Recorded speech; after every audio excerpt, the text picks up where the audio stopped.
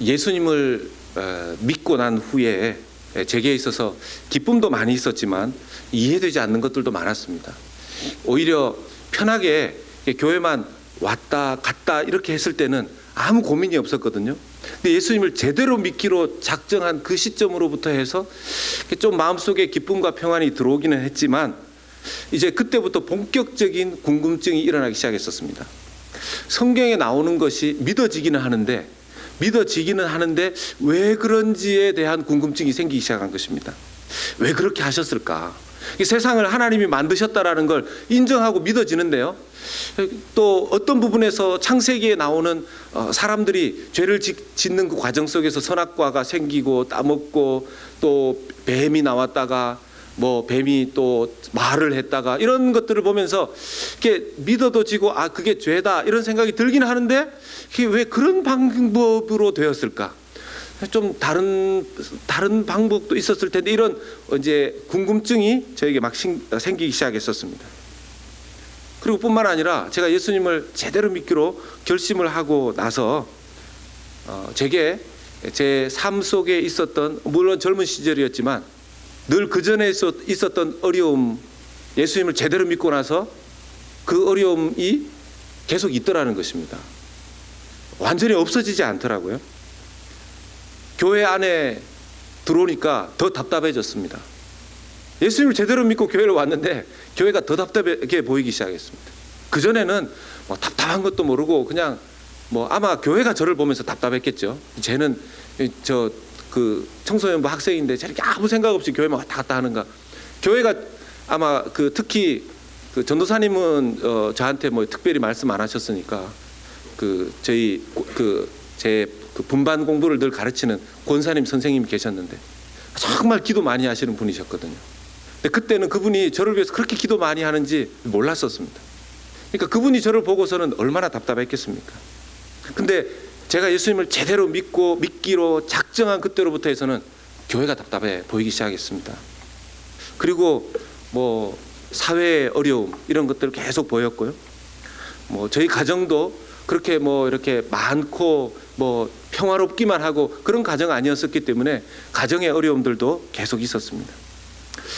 열심히 기도 생활을 하면서 좀 희망이 있다. 오늘처럼 이렇게 막 뜨겁게 찬양하고 기도하고 이러면 마음속에 할 수 있다 이런 생각이 들었는데 집에 가서 또 얼마 안 있으면 또 똑같이 어려운 일들이 계속 존재하는 것을 늘 반복적으로 경험하게 됐습니다.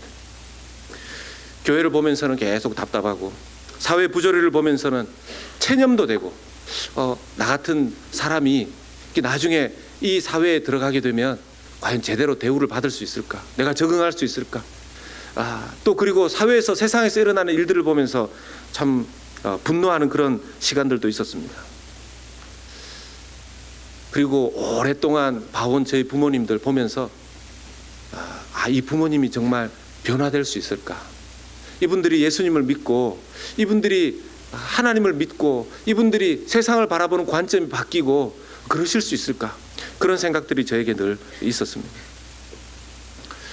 지금으로부터 2000년 전에 처음으로 예수님을 믿는 사람들이 생겨나기 시작했습니다. 최초로 생겨난 교회는 이 사도행전 2장을 통해서 보면 예루살렘 교회가 최초로 생겨났었죠. 아주 한 번에 3,000명이 회심하고 그렇게 부흥하는 그런 교회였었습니다. 대단하죠. 3,000명, 5,000명 이렇게. 예루살렘 교회가 좋기 10,000명은 쉽게 넘어갔을 것이라고 생각이 듭니다. 10,000명이 뭡니까? 그 이상도 되지 않았을까? 그런 생각들이 듭니다. 그런데 사도행전 8장에 가면 흩어지게 됩니다. 사도행전 8장 1절의 말씀에 보면 그날에 예루살렘에 있는 교회에 큰 박해가 있어 사도 외에는 다 유대와 사마리아 모든 땅으로 흩어지니라. 사도행전 2장에서부터 예수님을 믿고 계속 모였던 그 예루살렘 교회가 사도행전 8장에 가면서 흩어져 버리게 됩니다. 뭐 때문에요? 박해 때문에. 여기서 하나를 주목해서 볼 것은 그 교회가 싸워서 흩어진 것이 아니었습니다. 그 교회가 뭐가 없어서 흩어진 것이 아니었습니다. 서로 미워해서 흩어진 것이 아니었습니다. 예루살렘 교회라는 이름이 마음에 들지 않아서 우리는 예루살렘 교회 말고 유대 교회로 하겠다. 나는 나사렛 교회로 하겠다. 그런 이유로 흩어진 것이 아니었습니다. 박해 때문에 흩어진 것이었습니다. 그렇다면 서로 그렇게 여러분 아시죠? 그들이 서로 사도의 가르침을 받아서 떡을 떼기를 좋아했고 서로 모여서 기쁨으로 격려하고 자기의 필요를 자기가 가지고 있는 것을 서로 나누는 그런 생활들을 했었던 사람들 아닙니까? 그런데 그렇게 서로 사랑하고 애틋했던 그런 사람들이 하나님 그냥 그대로 두시면 될 텐데 왜 박해를 허락하셔서 흩어지게 하셨을까요? 만약 그들에게 하나님께서 박해를 허락하시고 흩어짐을 하나님 섭리하시지 않으셨다면 그 예루살렘 교회는 계속 불어나기만 했을 수도 있을 것입니다. 그럼 뭐가 문제가 됐을까요? 예수님의 복음은요.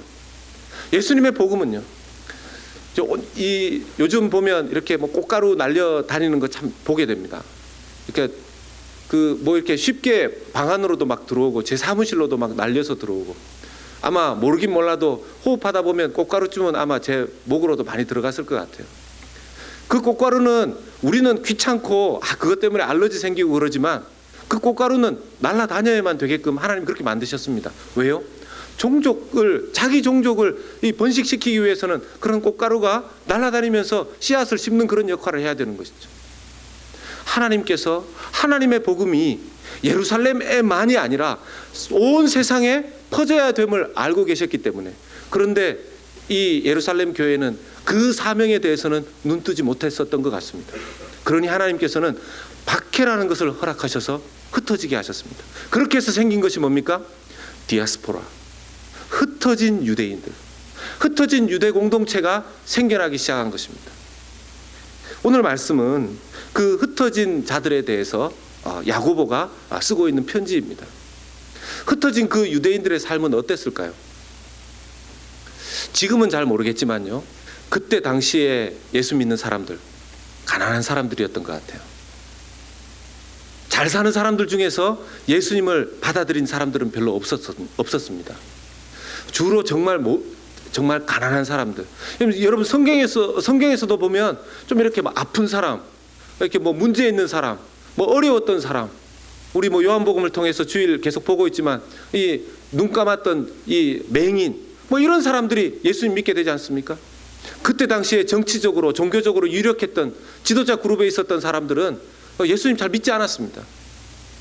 그래서 그때 당시에 예수님을 믿은 사람들, 그리고 흩어진 그 유대인들, 유대 그리스도인들 대부분 가난한 사람들이었습니다. 빈곤에 시달리는 사람들이었습니다. 그래서 그들에게 있었던 큰 어려움이 있다면 그것은 다름 아닌 빈곤과 억압이었습니다. 억압은 누구에게 당했을까요? 유대인들에게, 정통 유대인들에게 억압당했고, 또 뭡니까? 그때 당시에 못 사는 사람들이다 보니까 그 못 사는 사람들이 결국 부유한 사람들에게 가서 일해야 되지 않았겠습니까? 제가 파사데나의 플로 신학교에 살 때, 기숙사에 살 때 그 파사데나가 사우스 파사데나 또 노스 파사데나 이렇게 나뉘어져 있는데요. 이 사우스 파사데나가 좀 잘 사는 곳입니다. 그러니 이 사우스 파사데나에는 좀 잘 사는 주택들도 아주 좋은 것들이 있고, 이 노스 파사데나는 좀 괜히 잘못 얘기하면 또 그렇지만 하여튼 좀 이렇게 못 사는 사람들, 인종적으로도 이렇게 보면 이렇게 좀 그런 히스패닉들이 많이 살고 흑인들이 많이 살고 그런 지역이었습니다. 그러니까 아침 되면 출근을 이 노스 파사데나에서 사우스 파사데나를 막 출근합니다. 그쪽 집들에 가가지고 다 일해주는 거죠. 그런데 그때만 해도 그 귀족들, 돈 많은 사람들, 예수님을 믿어서 빈곤한 가운데 일하는 그런 사람들한테 나중에는 돈도 잘 주지 않았던 것 같아요.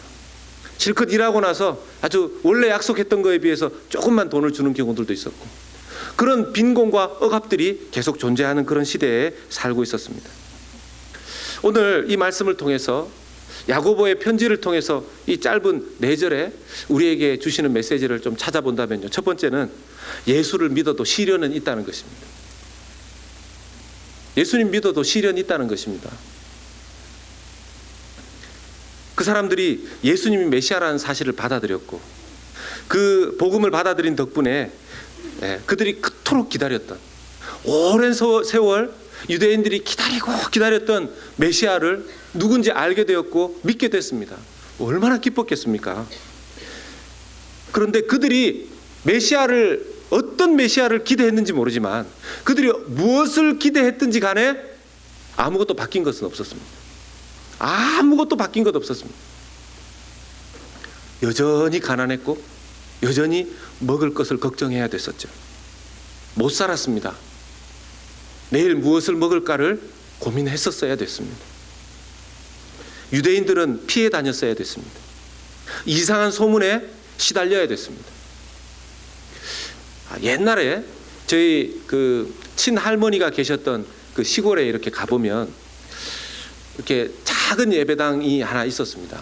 근데 그때는 뭐 저희 가족들도 그렇고 다 교회를 안 다니던 때였었기 때문에 그냥 교회 예배당이 여기 있구나 이 정도만 알고 있었는데요. 제가 친할머니 댁에 가서 여름방학이면 막 놀다가 오고 그랬었는데 그때마다 지금 돌아보면 신기한 것이 하나 있는데요. 그 예배당에 가는 분들이 아주 극소수였는 것으로 아는데 마을 사람들이 도무지 그 사람들과는 어울리는 것을 한 번도 본 적이 없습니다. 언급조차 하지 않은 것으로 저는 봤었습니다.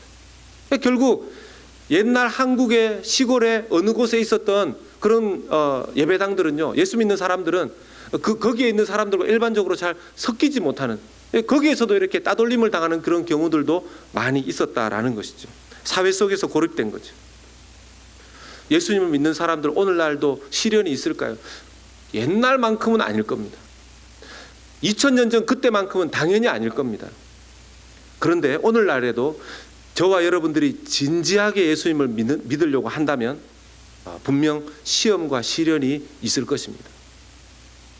예수 믿는 사람이 정직하게 살려고 마음먹는다면 분명히 그 정직하려고 하는 자기의 각오 때문에 어려움이 생길 것입니다.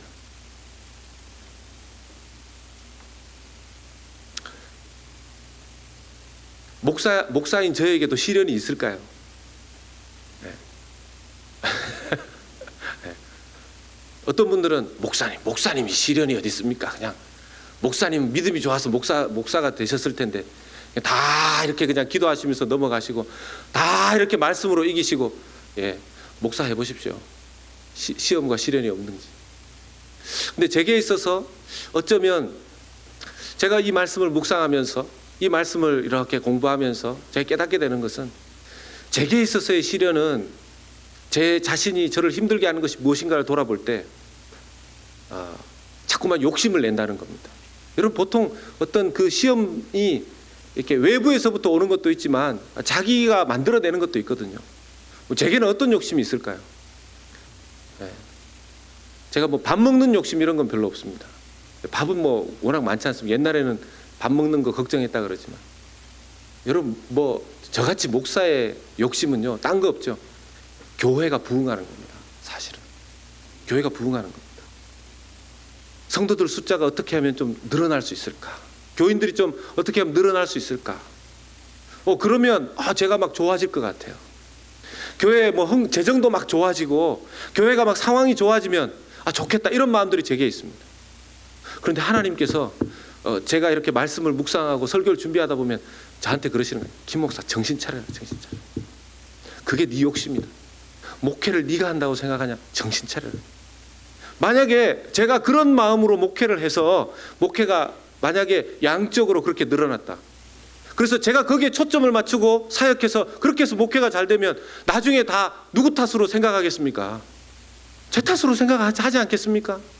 그래서 또 자기 교회처럼 그렇게 막 또 목에 힘 막 들어가고 그러다가 나중에 또 목이 또 딱 부러지든지 막 이렇게 목이 기부사하고 이런 일이 또 생기지 않겠습니까? 옛날에 왜 이렇게 잠 잘못 자고 이러면은 이렇게 목이 좀 돌아가고 잘 안 돌아오고 이런 적이 있지 않습니까? 그럴 때 저희 청년부 때 형제들은 조금 이렇게 목이 안 좋으면 서로 격려를 하고 이러면 좋을 텐데 꼭 이렇게 농담을 하더라고요. 참 하나님께서 교만한 자의 목을 치신다고 하더니만, 성경을 좀 알아도 이렇게 적용하는 게 참 난감할 때가 있는데, 하나님께서 저에게 바라시는, 예수를 믿어도 시련이 있는데요, 제게 있어서 시련은 제 자신을 다듬고 바꾸는 것입니다. 말씀의 초점을 저에게 두는 것이 제게는 어려움입니다. 말씀의 적용을 저한테 하는 것, 말씀의 그 깨달음을 저에게 주는 것, 제가 먼저 하나님 말씀 앞에서 먼저 다듬어지는 것, 이게 저한테 중요한 것이라는 겁니다. 여러분 열심히 예수 믿어도 시련이 있습니다. 사도행전 20장 19절의 말씀에 보면 나는 겸손과 많은 눈물로 주님을 섬겼습니다. 그러는 가운데 나는 또 유대 사람들의 음모로 내게 덮친 온갖 시련을 겪었습니다. 이게 표준세 번역인데요. 이 여기에 나오는 시험이 이 시련입니다. 시련. 사도 바울이 하나님을 잘 섬기기 위해서 모든 겸손과 눈물로 여러분 저 눈물은 언제 나오겠습니까?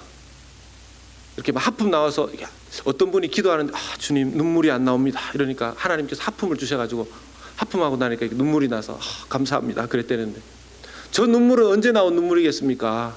주를 위해서 섬기고 그 복음을 받아들여야 되는 사람들을 품고 기도할 때 나오는 그 눈물 아니겠습니까?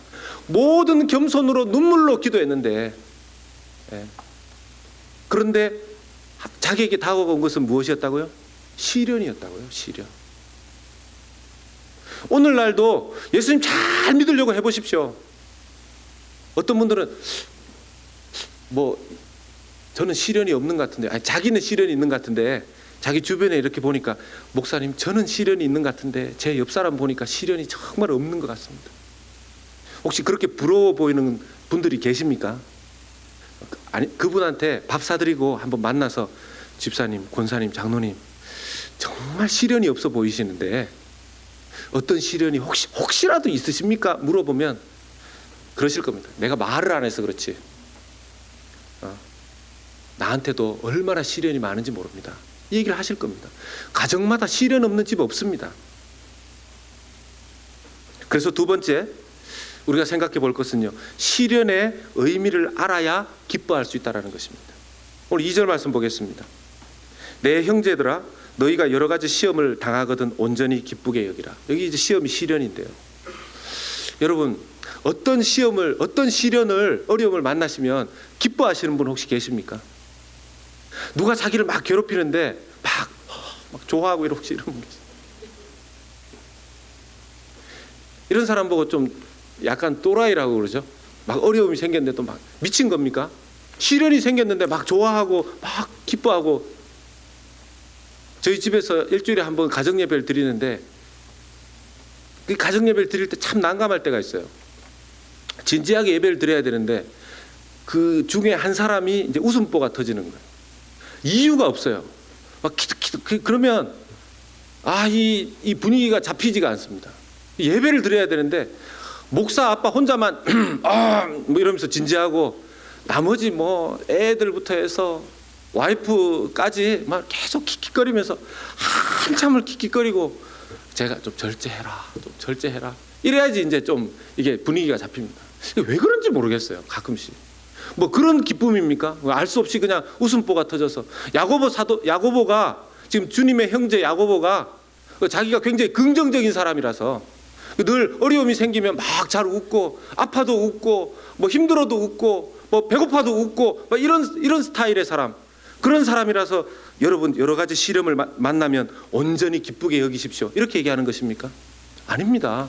여러분 야고보가 어떤 사람이었다고요? 주님의 형제 야고보가 자기 큰 형님 예수님 부활하기 전까지 안 믿었습니다. 그 신성을 하나님의 아들이라는 거 믿지 않았습니다.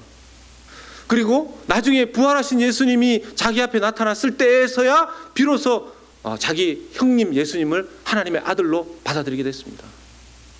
부정적인 사람이죠. 의심 많은 사람이죠. 액면 그대로 믿지 않는 사람입니다. 그런데 그런 야고보가 지금 말하는 것입니다. 너희가 여러 가지 시험을 당하거든 온전히 기쁘게 여기라. 여러분 이거 과연 가능할까요? 그들 배가 고팠습니다. 배고픈 중에 내일도 오늘만 굶는 게 아니라 내일도 굶을 수 있는데 즐거워하고 기뻐하라. 이게 말이 되겠습니까?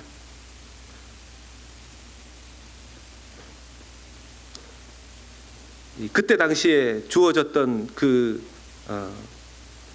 상황이 정말 난감한 것들이 많았을 텐데요. 아까도 말씀드렸지만 그들은 부자들 틈 속에서 이리저리 노동을 해도 제대로 된 임금도 못 받았을 수 있을 겁니다.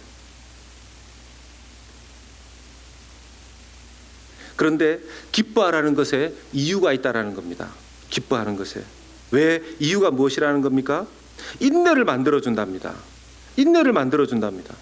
아니 결국 그 인내 하나 바라보면서 기뻐해야 된다는 게 이해가 되십니까?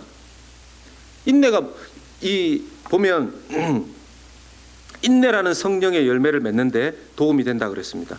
갈라디아서 5장 22절의 말씀에 보면 오직 성령의 열매는 사랑과 희락과 화평과 오래 참음과 자비와 양선과 충선이라고 했습니다. 저기에 나오는 사랑 다음에 나오는 희락이 기쁨입니다. 기쁨.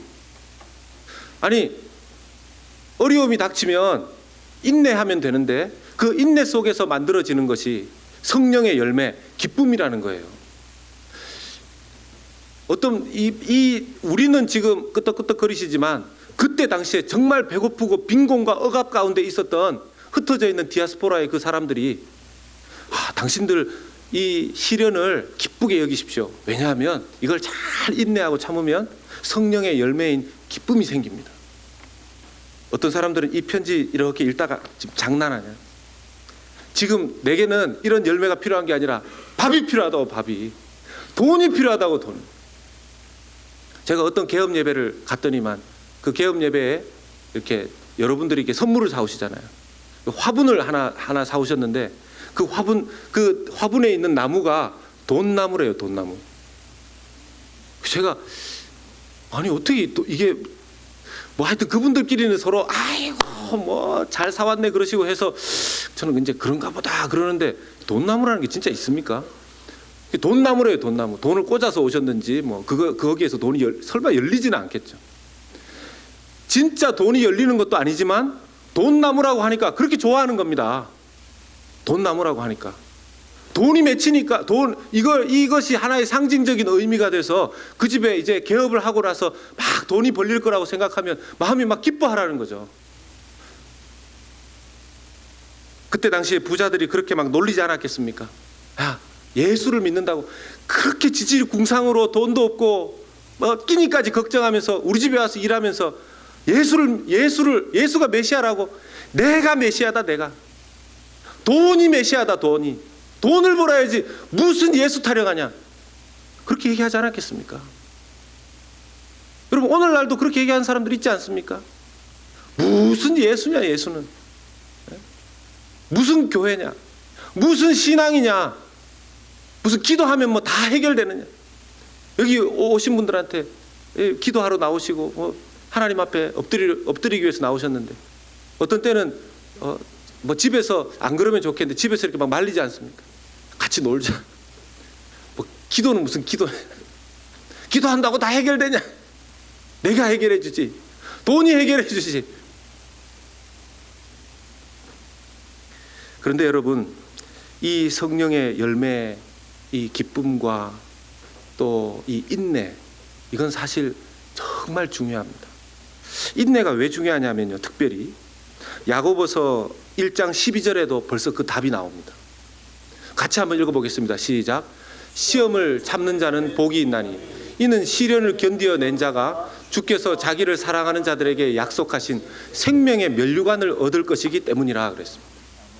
여러분 인내를 통해서 시련을 잘 견디어낸 자에게 주어진 것이 뭐라고요? 생명의 면류관이라. 생명의 면류관. 여러분 우리가 생명의 면류관을 쓰고 이 생명의 면류관이 천국에 들어가는 자격을 의미하는 거 아니겠습니까? 여러분 천국에 들어가는데 필수적인 신앙적인 열매가 있다면, 과정이 있다면, 에너지가 있다라면 그것은 인내입니다. 이 인내가 없이는 생명의 면류관, 그 구원에 이르는 여정을 넉넉히 갈 수가 없습니다. 차에 가스가 떨어지면 그 차가 아무리 좋은 차라 하더라도, 제가 아는 제일 좋은 차는 어코드 제가 타고 다닙니다. 아무리 좋은 차라도 가스가 떨어지면 그게 무슨 소용이 있습니까? 그게 무슨 소용이 있습니까? 여러분 우리가 믿음이 있다고 하지만요, 인내에 대한, 우리가 인내라는 그런 영적인 열매, 또 그 인내 속에서 기쁨이라는 신앙적인 인격, 이런 것들을 만들어내지 못하면 천국에 들어가는 그날을 넉넉하게 들어가기가 어렵다는 겁니다. 여러분 어떤 분들이 그렇게 얘기해요. 예수만 믿으면 땡이지. 예수만 믿으면 되는 거지. 뭐 목사님 꼭 그런 거에 갖다가 하나 두 개 뭐 얹어가지고 그렇게 신앙생활을 어렵게 만드시냐고.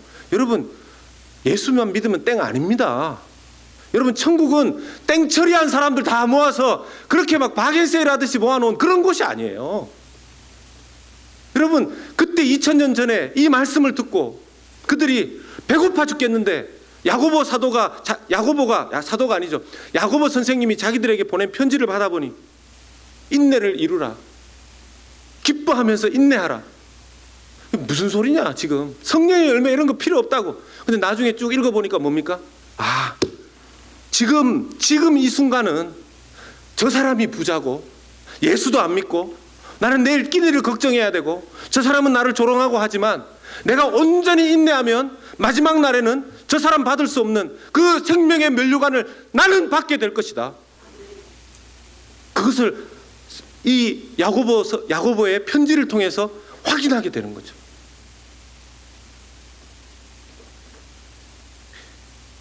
고 옥하는 목사님이 한 번은 정말 이 목회 이 후반전쯤에 그 구역장들, 순장들이라고 하죠. 순장반에 이렇게 모아놓고 그 수많은 순장들 앞에서 물으셨어요.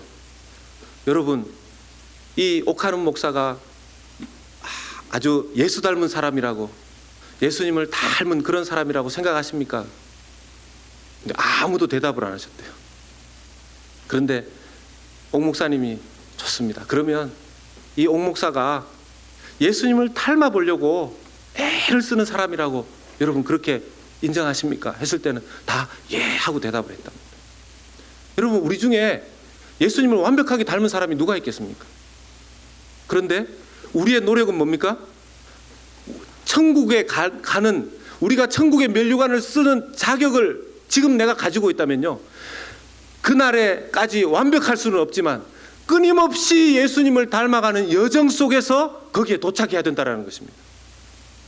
만약 그 부분이 없어진다면 우리는 우리의 믿음에 대해서 다시 점검하고 돌아봐야 된다는 것이죠. 여러분, 운동하지 않고 근육이 생기지 않듯이 시련 없이 인내도 인격도 생기지 않는 것입니다.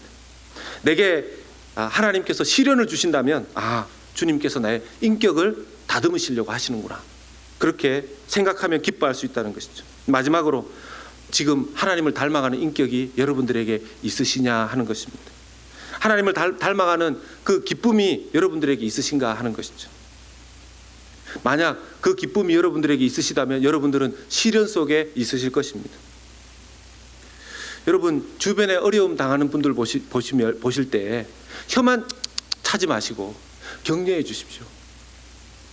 그 사람이 이상하게 들을지 모르지만 이렇게 기뻐하라고 말씀해 주십시오. 권사님, 믿음 좋은 건 알겠지만 어떻게 내가 이렇게 어려움 속에 있는데 기뻐하라고 그런 얘기를 하십니까? 집사님, 그게 아닙니다. 이 시련을 통해서 이 시련을 잘 인내해낼 때 하나님께서 신앙의 아름다운 인격으로 우리를 빚으시고, 또 때가 되면 이 시련이 다 지나가고 나면 이 테스트를 하나님께서 다 지나가고 나게 하시면 또 해가 뜨는 날, 쨍하고 해 뜰 날 온다, 이렇게 말씀해 주시고 권면해 주시면 그분이 격려와 위로를 잘 받게 될 것이라고 생각합니다. 사랑하는 여러분, 우리는 지금 거룩한 자녀로 세워져 가고 있는 중에 있습니다. 우리의 삶 가운데 시련이 닥칠 때, 여러분 지금 어떤 시련이 있으십니까? 어떤 어려움이 있으십니까? 어떤 분들은 이미 이 시련 인내의 근육이 많으셔가지고 이미 영적 예수님 닮아가는 그런 모습으로 잘 변해가시기 때문에 좀 시련이 분명히 있는 것 같은데 이게 잔잔한 기쁨으로 이겨내시는 분이 있어요. 근데 어떤 경우에는 저같이 이렇게 좀 촐싹 맞은 경우에는 조금만 시련이 생기면 그냥 왜 하나님 이런 시련을, 왜 이런, 그런 사람들이 있습니다. 사랑하는 여러분, 혹시 오늘 이 밤에 또 우리에게 하나님, 내게 이런 시련 왜 주셨습니까? 왜 하필 저에게 이런 시련 주셨습니까? 그 기도가 바뀌어져서 하나님, 저를 정말 천국 백성, 예수님 닮은 사람으로 온전히 바꾸어 가시기 위해서 내 신앙의 근육을 주님께서, 인격의 근육을 만드시기 위해서 나에게 이런 시련 허락하셨군요 하면서 기뻐하실 수 있는, 성령 안에서 기뻐하실 수 있는 저와 여러분들 되시기를 예수님의 이름으로 축복합니다. 우리 함께 한번 찬송하기를 원합니다.